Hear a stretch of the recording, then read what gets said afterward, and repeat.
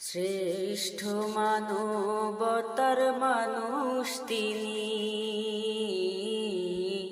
শ্রেষ্ঠ মানবতার মানুষ তিনি।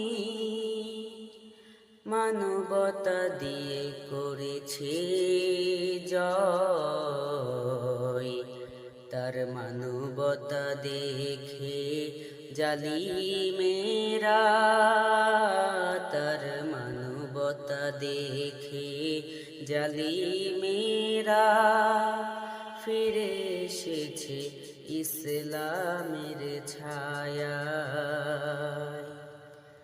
সে নাম মুখে নিলে জাহান্নামটি যায় দূর।